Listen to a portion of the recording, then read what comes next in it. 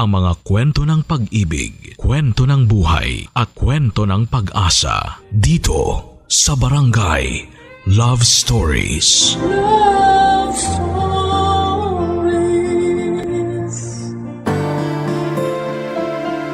Ang sabi nila, kapag nahanap mo na ang pag-ibig na para sa'yo, kumapit ka rito hanggat sa makakaya mo. Pero minsan ay may mga pag-ibig tayong mararanasan na hindi pala nakatakda para sa atin. Ikaw, kabarangay, hanggang kailan mo kayang mahalin ang isang taong hindi naman para sa'yo?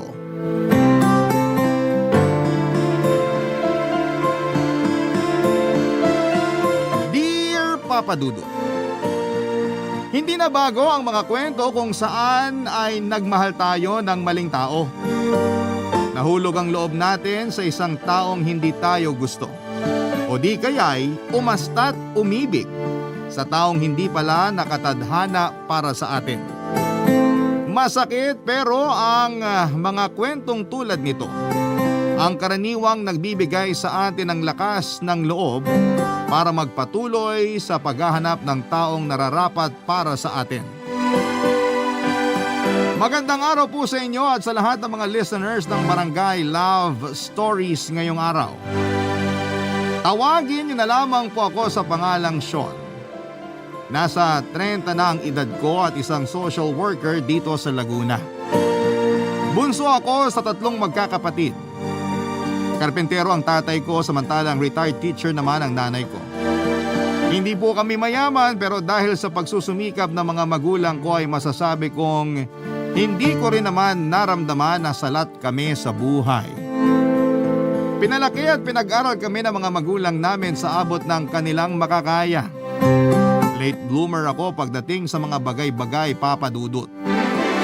27 years old ako nung una akong nagka-girlfriend. Sekretary siya sa isang private company at tumagal ng mahigit 2 taon ang relasyon namin. Pagkatapos ng relasyon kong yon, ay hindi na ako nagkaroon pa ng kasunod na karelasyon. 30 years old na ako noon nung halos sabay na nagkaroon ng sarili nilang pamilya ang 2 kong nakakatandang kapatid, Papa Dudut. Maging ang mga pinsang ko na nasa kaparehong edad lang ay nagsipag-asawa na noon. Sobrang pressure para sa akin. Nasa henerasyon naming magkakamag-anak kaya ako na lamang ang natitirang single. At alam ng pinsang kong si Carl ang pressure na dulot nito para sa akin. Lalo na nung pati siya ay kinasal na rin.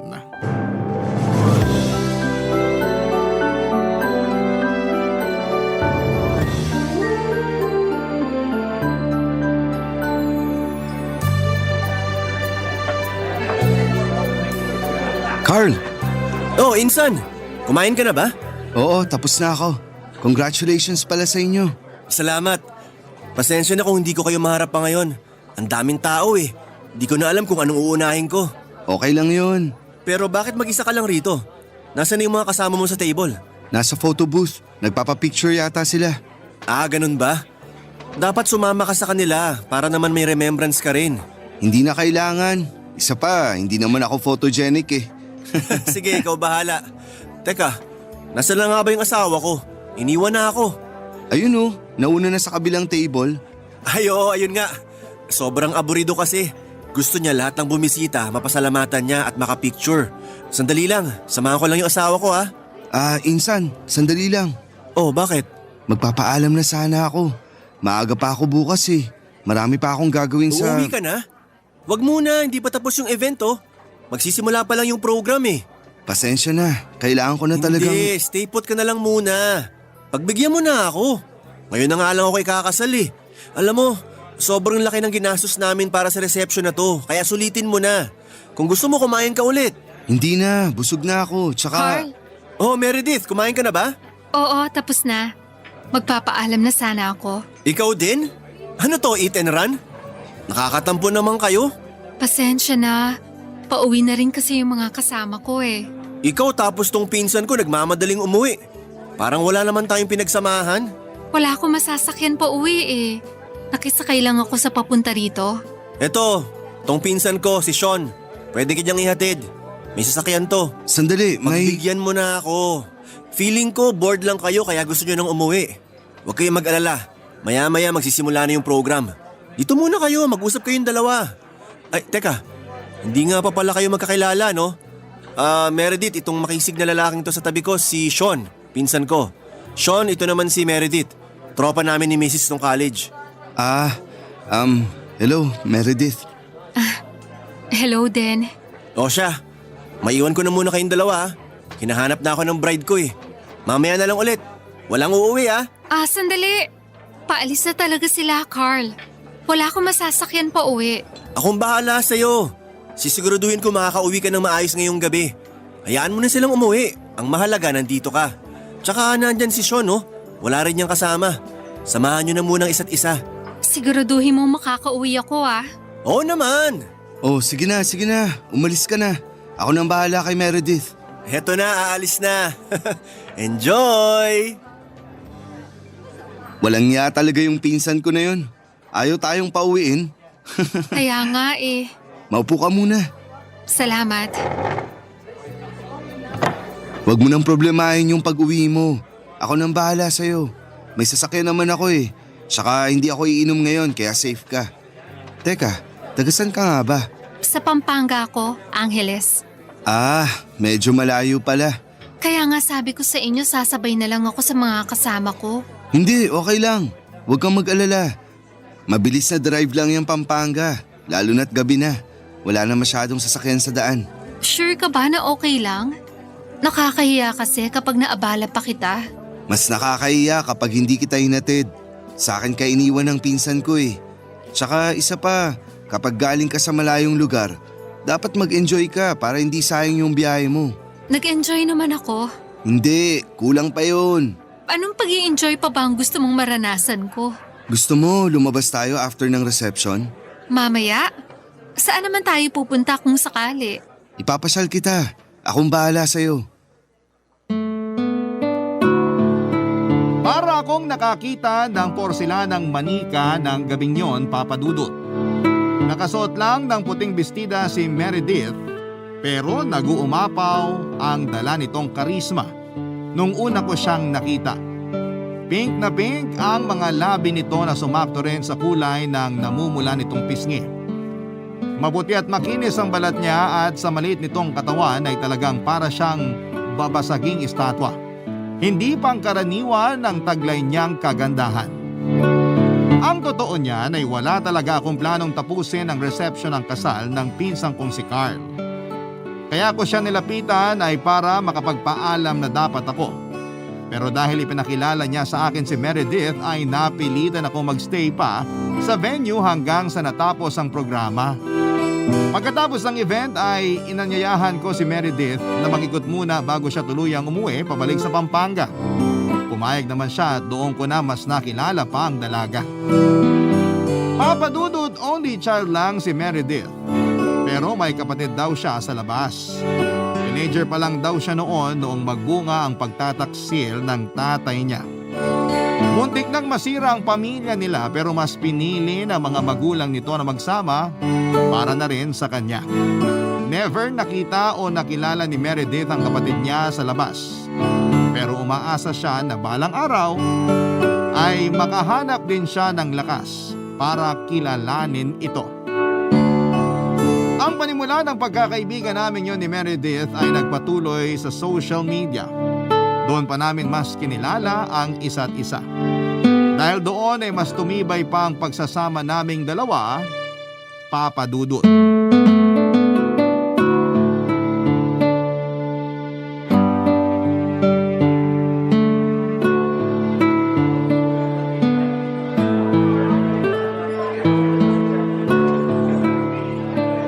May dumi ba sa mukha ko? Ha? Ano yun?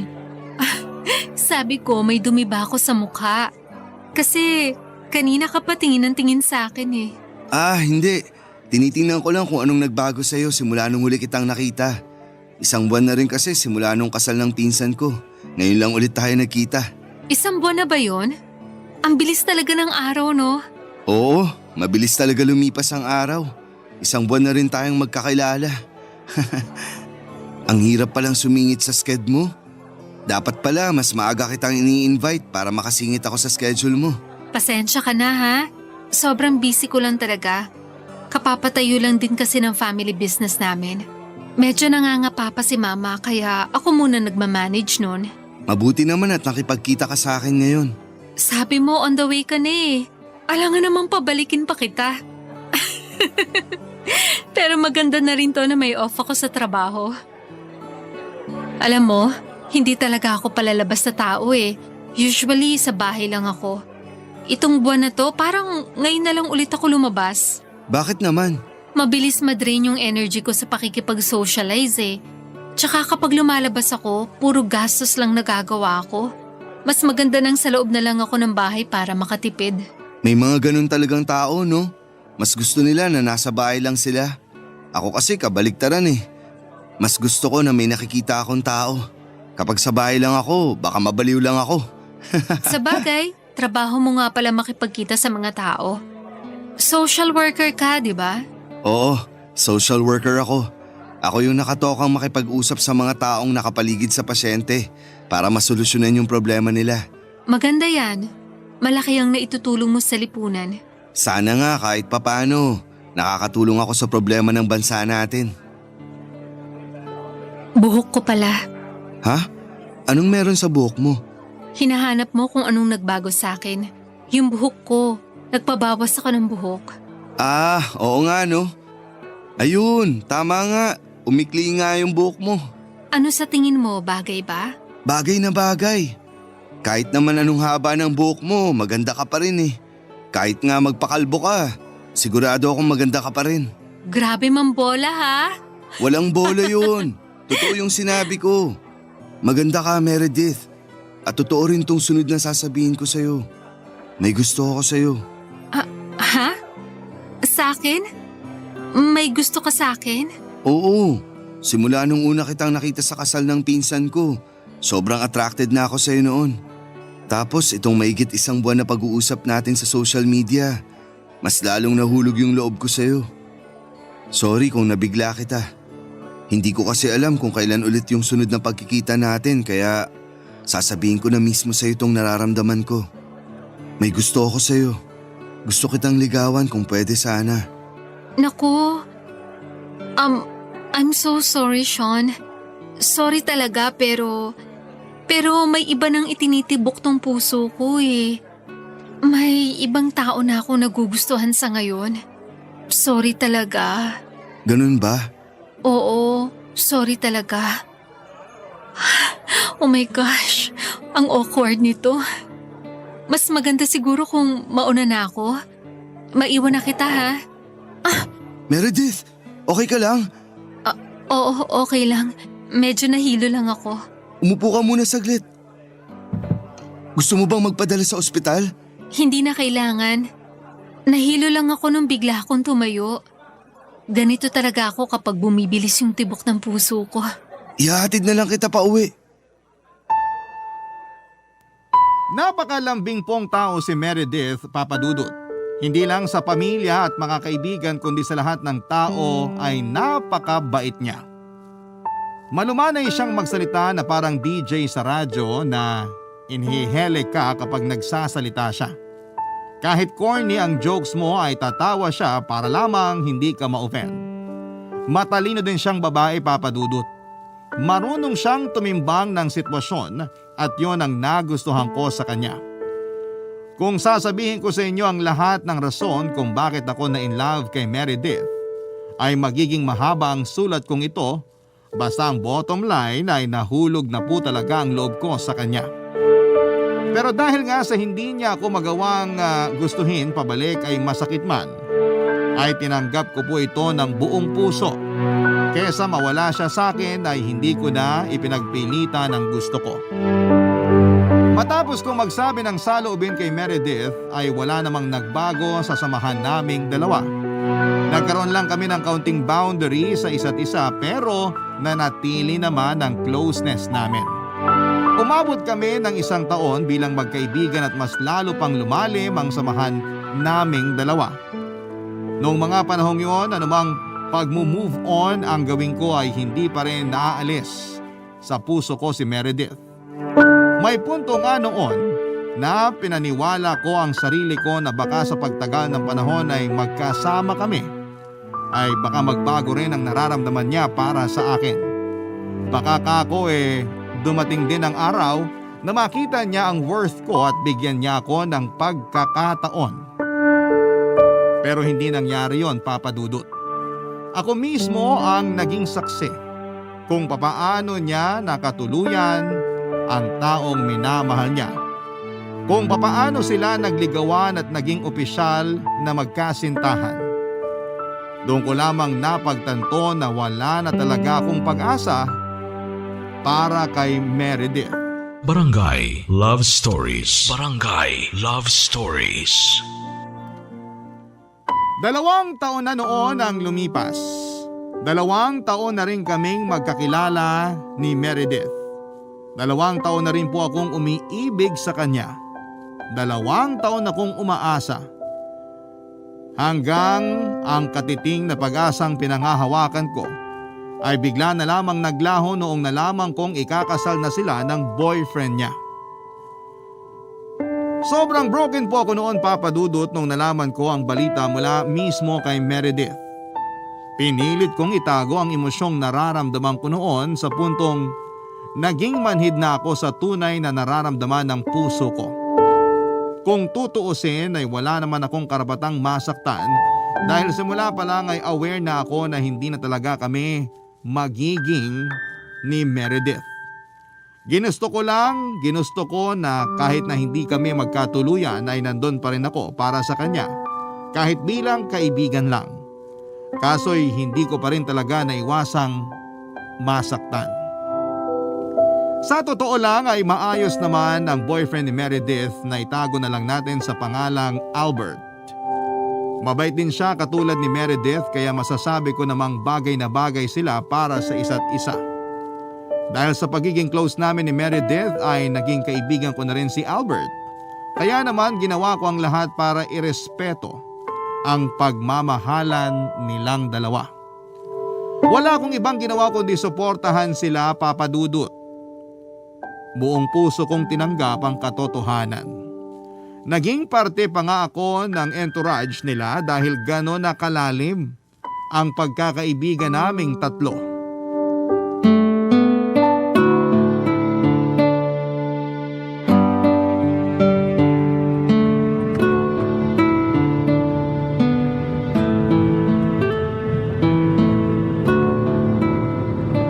Sabi yung sasakyan ko na lang kasi gamitin natin eh.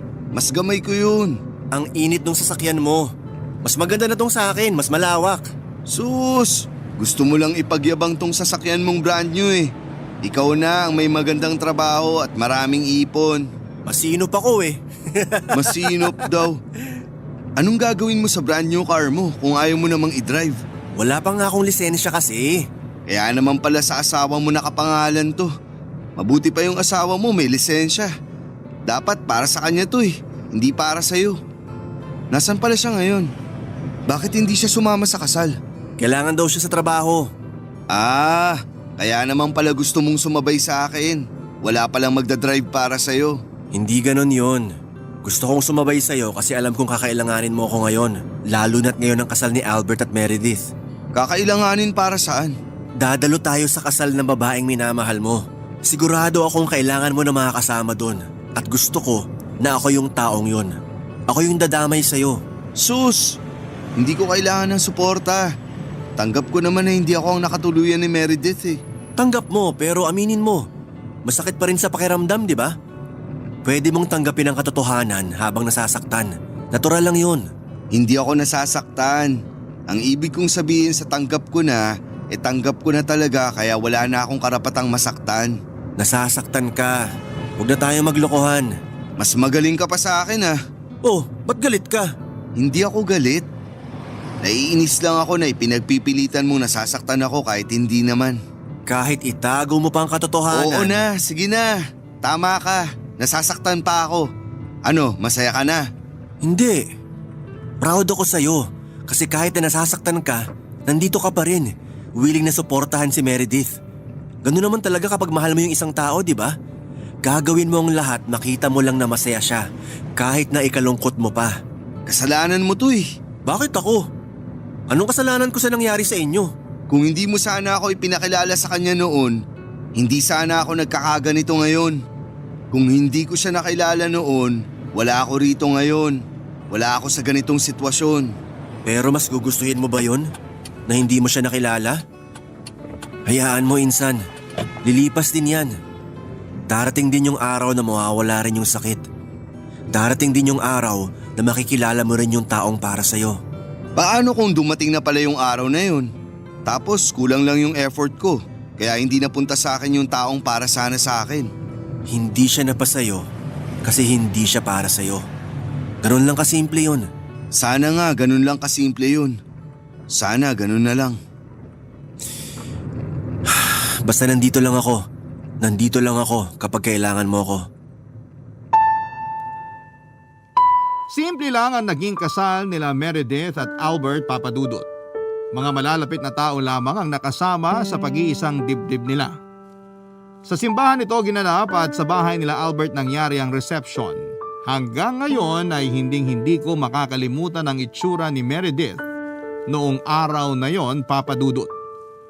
Para akong nakakita ng pinagsamang anghel at prinsesa sa suot nitong wedding dress at tiara sa ulo. Kahit nakatago sa loob ng belo ang mukha nito ay kitang-kita pa rin ang kagandahan niya. Muling nanumbalik sa alaala ko ang unang pagkikita namin. Nakasuot din siya ng puting dress noon. Kung papaano nagtatalon ang puso ko noong nakita ko siya ay ganun pa rin ang nararamdaman ko noong naglalakad na siya papunta sa altar. For a moment, pakiramdam ko noong time na yon ay naglalakad si Meredith patungo sa akin. Na-imagine ko na ako yung groom na naghihintay para sa bride niya. Sobra akong nabighani sa kanya na pati ang realidad ay naging malabo na para sa akin. Hanggang sa nilampasan lamang niya ako at sinalubong siya ni Albert, ang totoong minamahal niya. Ramdam na ramdam ko ang kirot. Doon pa lang ay hinayaan ko nang tumulo ang luha sa mga mata ko. Total ay nag-iiyakan ang lahat dahil sa maalapelikulang eksena ay nilabas ko na rin ang totoong nararamdaman ko. Pagkatapos ng kasal ay panandalian akong dumistansya sa buhay nila Meredith at Albert Papadudot. Halos isang buwan din akong hindi nagparamdam sa kanila. Binigyan ko sila ng oras na enjoyin ang bagong buhay nila bilang mag-asawa. Gayon din na binigyan ko ng oras ang puso ko para maghilom. Matagal, Papadudot, bago ko nakalma ang sarili ko. Noong minsang nagpunta sa Maynila si Meredith, ay binisita niya ako sa bahay at doon lang ulit kami nakapag-usap simula noong kasal niya, Papadudot.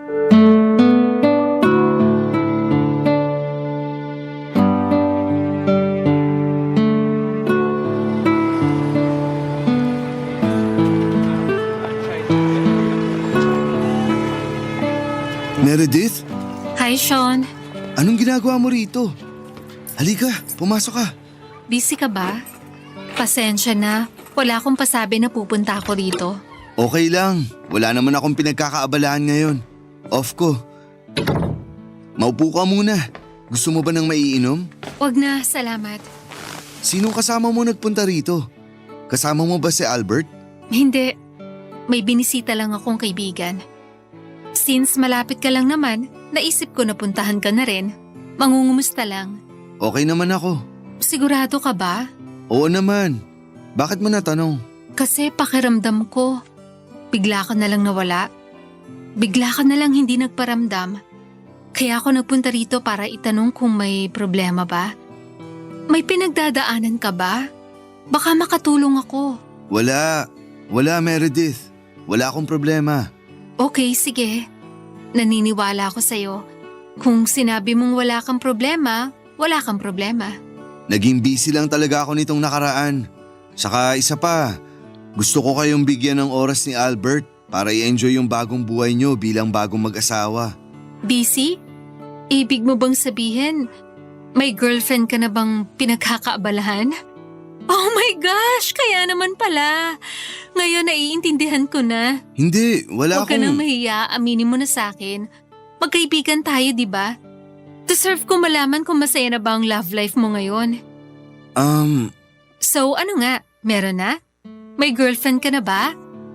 Oo, meron na.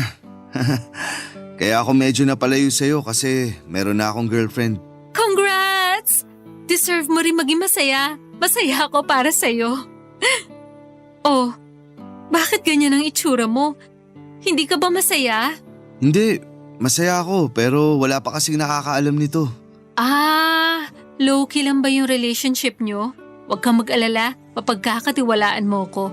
Hindi ko ipagsasabi kahit kanino na may girlfriend ka na. Salamat. Pero sana kapag ready na kayo pareho, maipakilala mo na rin ako sa kanya. Napakaswerte niya na ikaw ang naging boyfriend niya. Talaga? Oo naman. Napakabait mong tao, gentleman, matalino. Nasa iyo na ang lahat. Alam mo, kung hindi lang sana ako patay na patay kay Albert, siguro malaki ang chance na nagkatuluyan tayo. Ikaw at ako? May chance? Totoo ba yan? Siguro, Sean. Kung mas nauna lang sana kitang nakilala.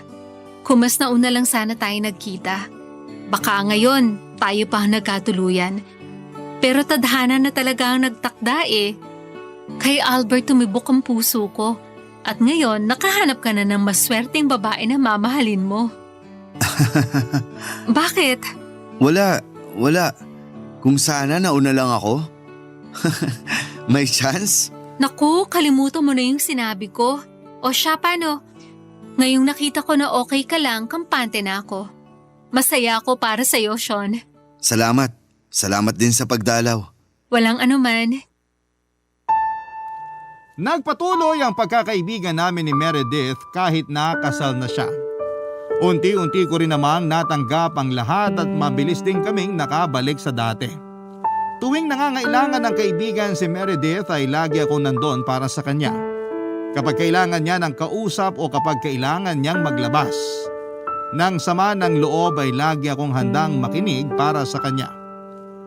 Yun nga lang dahil magkakaroon na ng sariling pamilya si Meredith ay dahan-dahan ding nagkalayo ang landas naming dalawa. Hindi naman talaga yon maiiwasan. Papadudot dahil nagiba na ang priorities niya sa buhay. Noong mga panahong yon ay ginamit ko ang opportunity na yon para maghanap ng ibang babaeng magpapaibig sa sugatang kong puso.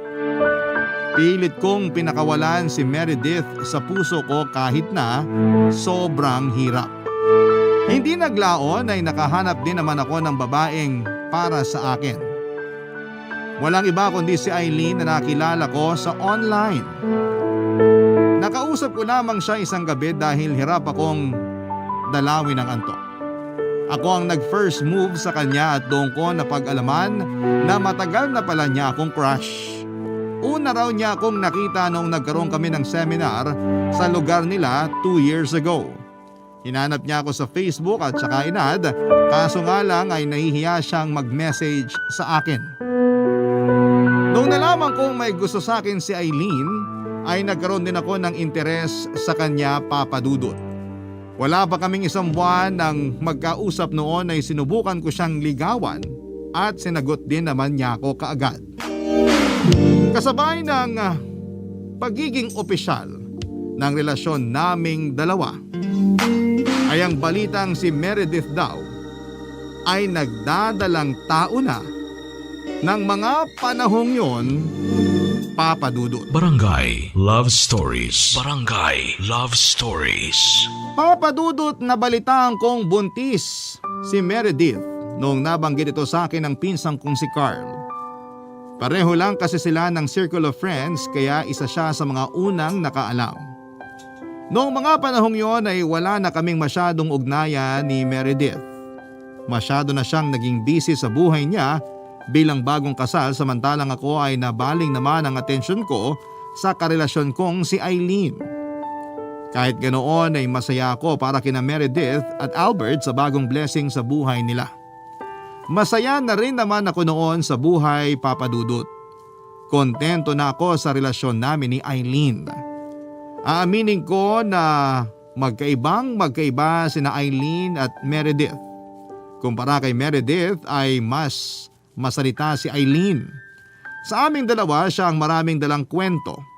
Mula umaga hanggang gabi ay napaka-energetic niyang tao. Masayahin siya at sobrang positibo ng pananaw niya sa buhay.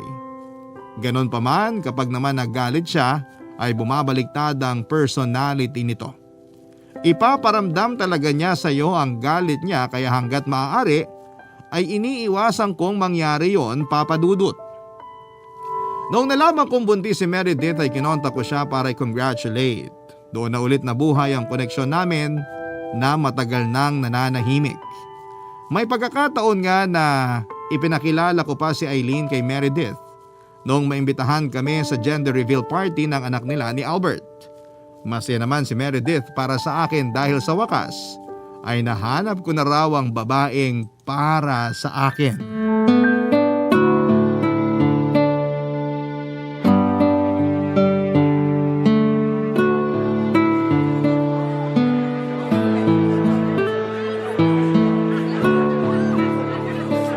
Maganda siya ah. Ha? Si Eileen, maganda siya. Oo. Mabait din yan, tsaka pala kaibigan. Napansin ko nga, mabilis lang siya makabuo ng bagong kaibigan. Close na nga kami. Kaya nga swerte ako sa kanya eh. Kasi siya yung nagbibigay buhay sa akin ngayon. Mabuti naman kung ganon. At least may isang tao na rin nagbabantay at nagmamahal sa'yo. Yun naman ang kailangan natin, di ba? Isang tao na babantayin natin at aalagaan. Ganon din, babantayin nila tayo at aalagaan din. Ano namang masasabi mo sa kanya? Ako? Oo, anong first impression mo sa kanya? Kung itsura lang naman ang pag-uusapan, masasabi ko na may taste ka. Siyempre naman. Ngayon ko lang siya nakilala pero ang masasabi ko lang, mukhang siya na talaga ang para sa'yo. Madami kang katangian na halos pareho din ng sa kanya. Talaga? Tulad ng ano? Ayun nga, pareho kayong mahilig sa mga tao. Bagay na bagay kayo. Kaya niyo makisalamuha kanino man. Lagi kayong nakangiti. Approachable tignan. Mabait ang aura niyong dalawa. Kung ano yung kabutihang naramdaman ko sa'yo nung una tayo nagkita, yun din ang naramdaman ko sa kanya ngayon sa una naming pagkikita. Kaya congrats! At nakahanap ko na rin ng tamang babae para sa'yo. So, approved ba? Oo naman! Sobrang approved! Naks naman! May iba tayo. Kumusta pala pagbubuntis mo?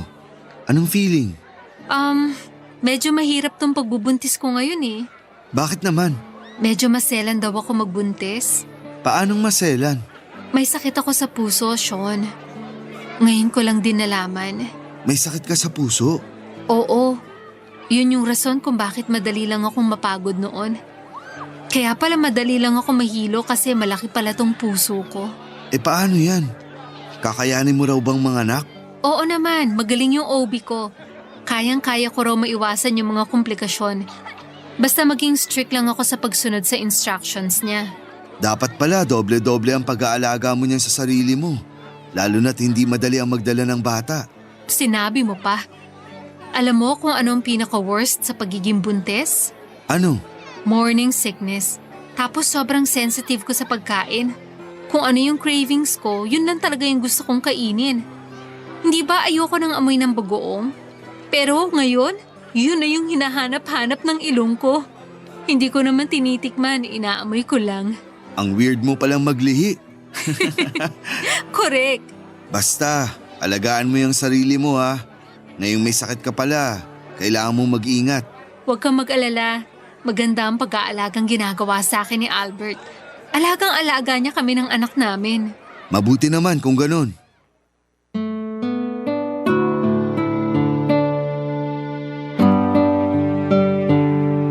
Pagkatapos ng muling pagkikita namin ni Meredith ay nabuhay ulit ang dati naming pagkakaibigan na parandaliang lumamlam dahil na rin sa pagiging busy namin sa kanya-kanya naming buhay.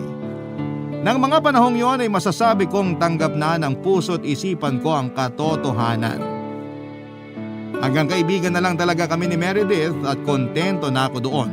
Wala na akong nararamdamang kirot, wala na akong nararamdamang sakit. Masaya na rin kasi ako noon sa feeling ni Eileen na talaga namang minahal ako ng lubusan. Noong nagbubuntis si Meredith ay ako ang isa sa mga lagi niyang tinatawagan. Nabanggit kasi nito na medyo masena ng pagbubuntis niya kaya ilang buwan din siyang naka-bed rest. Dahil bored sa bahay ay lagi kami nag-uusap sa chat at video call. Ang hindi ko alam, noong mga time na yon ay napapansin na pala ni Eileen ang pagiging close namin masyado ni Meredith. Hindi niya naiwasang magselos, Papa Dudut. Ipinaliwanag ko naman kay Eileen na magkaibigan lamang kami ni Meredith at hanggang doon na lamang ang relasyon naming dalawa. Pero kapag ang puso talaga ay naging insecure, kahit ano pang pagpaliwanag ay mahirap makinig ang isipan natin.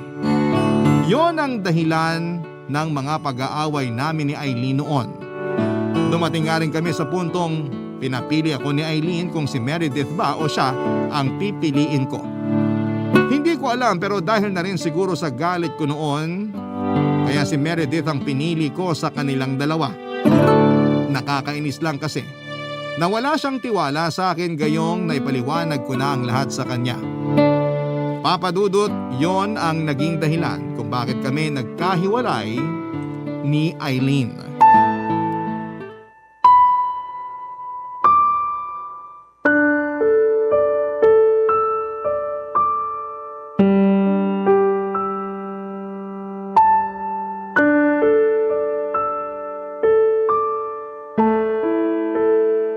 Nakakainis lang kasi.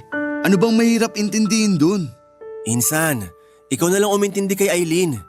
Siyempre magsiselos yun kasi girlfriend mo siya. At napansin niya yung pagiging close niyo ni Meredith. Kahit sino naman makakaramdam talaga ng selos. Bakit naman siya magsiselos sa babaeng kasal na? May pamilya na si Meredith. Manganganak na nga siya eh. Sa panahon ngayon, hindi na assurance ang pagkakaroon ng asawa at anak para maagaw ka ng ibang tao. Marami ngayon kahit 10 taon ng kasal, nagagawa pang magloko, di ba? Kahit may anak na, kapag loko-loko, magloloko talaga. Pero hindi ko naman siya lolokohin eh. Hindi ako ganung tao. Hindi ako manluloko at alam mo yun. Oo, alam ko. Alam mo sa sarili mo na hindi mo lolokohin si Eileen. Pero alam niya ba yun? Ganun na ba kalaki ang tiwala niya sa'yo na hindi mo siya ipagpapalit kay Meredith? So wala siyang tiwala sa akin. Natatakot lang siya na mawala ka. Pwes nawala na ako dahil sa ginawa niya. Dahil sa ginawa mo, mas pinatunayan mo lang na tama ang ginawa niyang paghihinala. Pinaramdam mo lang sa kanya na mas mahalaga sa'yo si Meredith kaysa sa kanya. Yun ang masakit, Insan. Si Meredith yun eh. Kaya nga, alam din ni Eileen yun. Kaya nga siya nagselos eh. Kasi alam niya na mas mahalaga si Meredith sa buhay mo kaysa sa kanya. Mas mahalaga ang kaibigan mo kaysa sa girlfriend mo. Mali ba yung ginawa ko? Naiintindihan ko yung pinanggagalingan mo. Kasi alam ko ang kwento niyo ni Meredith. Pero pinili mo maging kaibigan lang para kay Meredith, di ba? Ikaw yung nagparaya. Si Eileen pinili mo siya bilang girlfriend mo, bilang babaeng mamahalin mo. Sana, ipinaramdam mo rin sa kanya na mahal mo rin siya. Mahal ko naman siya. Pero mas mahal mo si Meredith. O, kita mo? Kaya subukan mo ring intindihin si Eileen kung bakit niya nagawa yun. Ano nang gagawin ko ngayon? Bigyan niyo muna ng isa't isa ng space para makapag-isip. Mag-usap ulit kayo kapag pareho na kayong mahinahon. Kapag maaliwalas na pareho ang ulo nyo. Sandali lang. Sagutin ko lang to. Sino yan? Si Mrs. Hello, Han? Nandito ako sa labas ngayon. Bakit? Hindi pa. Nabalitaan ng ano? Bakit? Ano raw nangyari? Ano? Saan siya dinala? Okay, sige. Pupunta na kami ngayon doon. Ano nangyari? Si Meredith at Albert, sinugod daw sa ospital. Ha? Bakit? Ano nangyari sa kanila? May nagbalita raw sa group chat na aksidente sila Meredith at Albert. Nasa ospital daw sila ngayon. Ha? Ano raw yung sitwasyon nila ngayon? Si Meredith, okay lang ba siya? Hindi ko alam. Nakikibalita pa ako sa asawa ko. Puntaan na lang natin sila. Saang ospital daw sila itinakbo? Sandali, eto, sinesenda ng asawa ko yung lugar. Tara na, ako na mag-drive. Hindi na po namin naabutang buhay si Meredith, Papa Dudut. Ayon kay Albert, binangga ang sasakyan nila ng isang jeep. na nag-counterflow habang pauwi sila galing sa grocery. Cardiac arrest ang kinamatay ni Meredith at hindi na siya nakayang isalba pa ng mga doktor. Sa kabilang banda ay napilitan silang ilabas ang batang dinadala nito kahit na premature pa ang baby. Sobrang bilis ng mga pangyayari ng araw na yon. Parang kailan lang nung pinag-uusapan namin ang pagiging ninong ko sa magiging anak niya. Tapos ang mga sumunod na pangyayari ay nakatayo na ako sa morgue habang pinagmamasdan. Ang sarado nitong mata at nangingitim na labi na dati pulang-pula. Hindi ako umiyak nung araw na yon, Papa Dudut, pero labis na sakit ang nararamdaman ng puso ko. Mula sa burol hanggang sa libing ni Meredith ay walang pumatak na luha sa mga mata ko. Hanggang ngayon ay tandang-tanda ko pa ang maamo nito mukha, suot ang isang simpleng puting bestida sa loob ng kanyang ataol. Katulad nung unang araw na nakilala ko siya at nung araw na ikinasal siya. Taglay pa rin ito ang gandang bumihag sa puso ko. Suot ang magandang puting bestida. Mula kay Carl ay nabalitaan ni Eileen ang nangyari kay Meredith. Kahit galit sa akin ay binalikan ako ni Eileen para i-comfort. Humingi siya ng tawad sa akin at pinatawad ko naman siya. Si Eileen ang naging sandigan ko ng mga araw na sobrang down ako, Papa Dudut. Siya ang naging katuwang ko sa pagluluksa dahil sa pagkawala ni Meredith. Dahil doon ay muli naming sinubukang ibalik ang nasira naming relasyon. At magpahanggang ngayon ay nananatili pa ring matatag ang pagsasama naming dalawa. Sa ngayon ay nananatiling single si Albert at masaya ako na ang anak nila ni Meredith ay naging masigla at malusog. Papa Dudut, dito ko na po tinatapos ang aking kwento. Maraming salamat sa Barangay LS 97.1 sa pagbibigay daan para maitampok ang aking kwento sa Barangay Love Stories. Nawa ay manatili kayong number 1. Ang inyong forever, kapuso at kabarangay, Sean. Nagustuhan ng iyong napakinggan? Ituloy yan via live stream sa www.gmanetwork.com/radio. Barangay LS 97.1 forever.